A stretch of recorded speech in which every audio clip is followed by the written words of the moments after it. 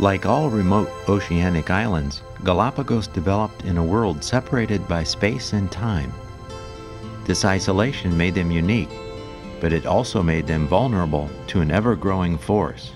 And that force, in essence, is the globalization of Galapagos. It is the opening up of Galapagos to the outside world. And that's not new for Galapagos either. Galapagos was globalized when the whalers came from Nantucket or from Bristol. That was one way of opening up the Galapagos Islands to the rest of the world.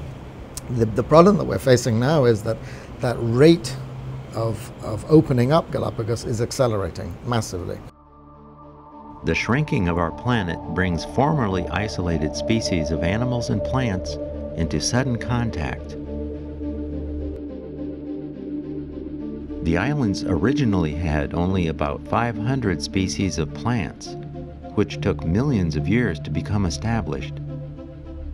Yet, in a matter of decades, hundreds of new species have arrived. Some of these alien invaders, known to biologists as invasive species, have no natural enemies, and left unchecked, they can transform entire ecosystems. Here in the misty highlands on the island of Santa Cruz, there is a rich biodiversity of plant and bird life. But this area is being overrun by an aggressive alien plant that chokes out native vegetation. Rachel Atkinson, a biologist from the Charles Darwin Research Station, is trying to find a way to save this area from being overrun. This blackberry, its scientific name is Rubus niveus, comes from the Himalayas. It's one of the worst invasive species that we have in Galapagos. Bad because it has such a huge impact. It grows very fast, it smothers all the vegetation, and it's covered in spines, so is also very difficult to work with. One of the biggest curses of this plant is its seed production. So it produces huge numbers of fruits which fall to the ground. The seeds can last in the soil for 20 or up to 100 years. So even if we control the plants that we can see in an area, we have to keep coming back because we have this huge seed bank. This plant, if you turn your back, you've lost the battle. It just grows up to a couple of meters high and nothing can grow underneath it. It's a pretty impressive plant. But the invasion doesn't stop with plants. At last count, more than 500 alien insect species have arrived in Galapagos. At this laboratory at the Charles Darwin Foundation's research station, biologist Henry Herrera studies a type of fire ant that many biologists believe is the most aggressive insect ever introduced into the islands. Fire ants are a serious threat because they can kill animals like turtles, iguanas, lizards, and eat the eggs of birds. They're even poisonous to humans, and so they can also affect human health as well. A big problem with fire ants is that they displace native insects in Galapagos. Birds and other animals depend on these insects for their food, and without this food, many species will disappear. Henry is linked by internet with other researchers around the world, and he uses a special computer program to plot the location of fire ants on a map.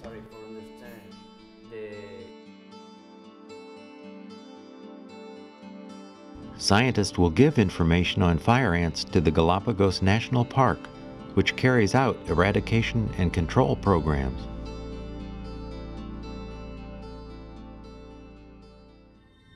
But perhaps the most dangerous of all invasive species are caused by organisms that can't even be seen. Right now, if you were in Britain or even in the United States, there's a lot of discussion of the impacts of invasive species. West Nile virus and in fact avian flu and all of these issues are throughout the world are becoming very important. What happens if those get here? The impact here is going to be devastating. Unfortunately, in Galapagos, 2 species of mosquitoes have already been introduced onto this island where we are now. One of them is a vector for West Nile virus and avian malaria. The reason why it's all such a problem is that the animals that have evolved on Galapagos or on the islands of Hawaii or in New Zealand is that they've basically been totally isolated from the continental areas where there is a huge warfare going on between diseases and the rest of the animals which live there. And so their immune systems are very, very weak indeed. Should the disease arrive carried by an infected mosquito, you could well be faced with local extinctions of birds. And so the arrival of these diseases can have a catastrophic effect, and we have so much to lose. But among all the invaders from the outside world that threaten Galapagos, one stands out above the rest. It's probably the largest tropical archipelago that never had native people. So people are a very, very, very new thing in Galapagos in terms of the evolution of species on the planet.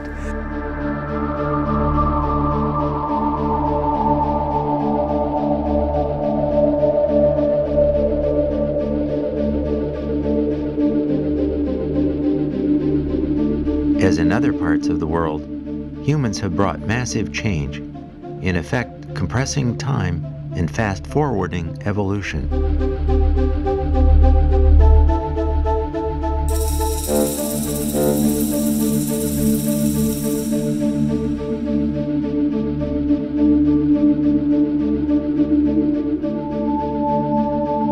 One of the greatest impacts has been overharvesting of sea life and illegal industrial fishing in the Galapagos Marine Reserve.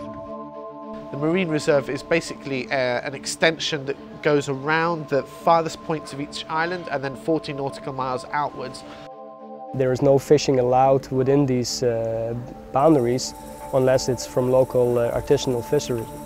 So these small fishing boats you see here in the harbors, they're allowed to go out and catch fish in a controlled manner. But obviously, again, because of the profit that can be made from it, and because it's such a big area, there's a lot of illegal fishing that takes place here.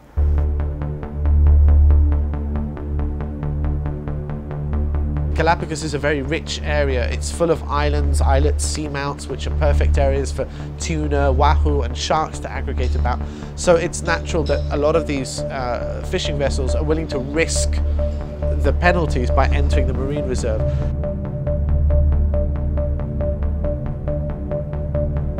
The government of Ecuador, with help from outside conservation organizations, have the huge and growing task of protecting both the marine ecosystems and terrestrial ecosystems on the islands. But they are struggling against a rising tide. There's a lot of success stories on the uninhabited islands. On the inhabited islands, it's a whole different ballgame, and there the increase in population is unprecedented, and that goes hand in hand with increased demand for resources, especially water, and also increased risk in invasive species.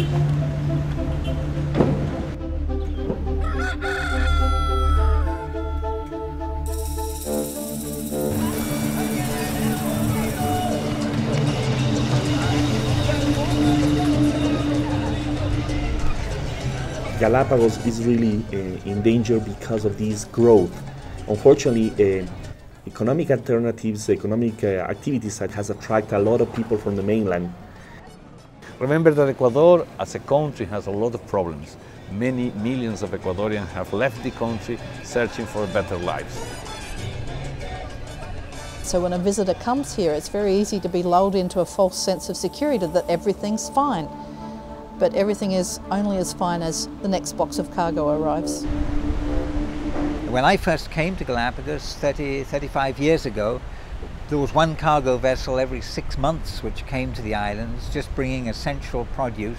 Today we have a vessel every week here, or maybe even 2 vessels every week here, bringing everything which human beings require or believe they require for their existence.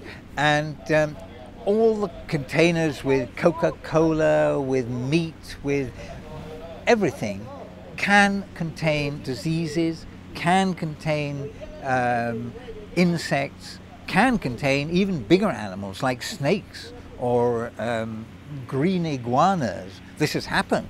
We know it can happen.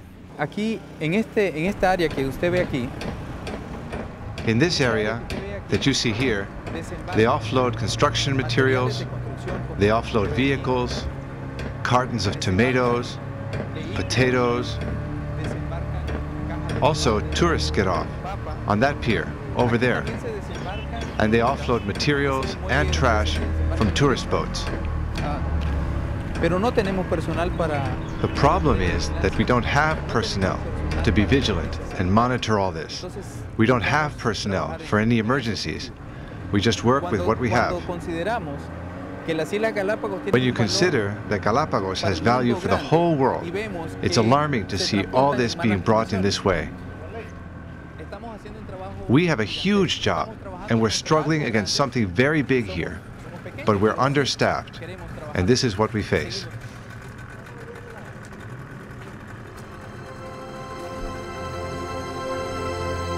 The Galapagos Islands offer a wonderful experience for travelers, and well-managed, low-impact nature tourism offers the best way to preserve the islands for future generations.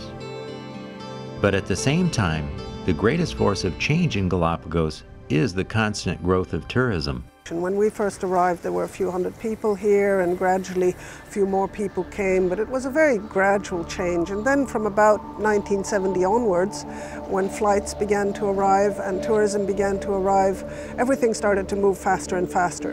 And the access as well as the economic opportunities began to increase so quickly that everything went into a state of flux.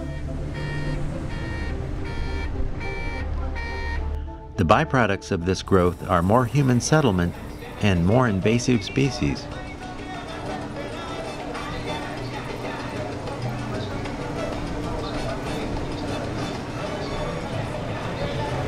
There's always something that you can invent and make tourism out of. What it means in Galapagos, though, is more expansion.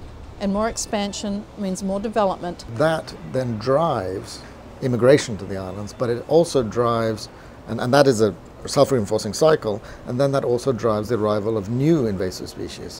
And the best way I could put so far Galapagos now is that Galapagos is an open space in every sense. Open for business, open for investors, open for people, open for introduced species, and we need to close that.